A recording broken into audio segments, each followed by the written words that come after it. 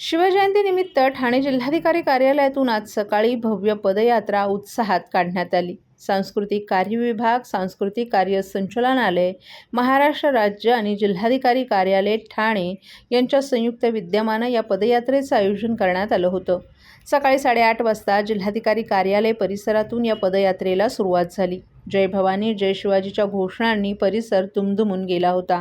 शासकीय अधिकारी, कर्मचारी, विविध संस्था संघटनांचे प्रतिनिधी आणि मोठ्या संख्येनं शिवप्रेमी नागरिक सहभागी झाले होते। ही पदयात्रा मासुंदा तलाव येथे पोहोचल्यावर जिल्हाधिकारी डॉक्टर श्रीकृष्ण पांचाळ यांच्या हस्ते छत्रपती शिवाजी महाराजांच्या पूर्णाकृती पुतळ्याला पुष्पहार अर्पण करून अभिवादन करण्यात आलं। या पदयात्रेचं विशेष आकर्षण म्हणजे दांडपट्टा, तलवारबाजी आणि अन्य शिवकालीन युद्धकौशल्यांचं सादरीकरण।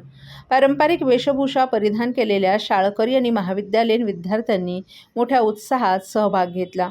शिवकालीन पोशाखातील विद्यार्थ्यांनी सादर केलेल्या युद्धकलेच्या प्रात्यक्षिकांमुळे उपस्थितांना शिवरायांच्या पराक्रमाची झलक अनुभवायला मिळाली। संपूर्ण पदयात्रा शिस्तबद्ध आणि उत्साहपूर्ण वातावरणात पार पडली। या उपक्रमामुळे ठाणे शहरात शिवभक्तीचा आणि ऐतिहासिक अभिमानाचा जागर झाला।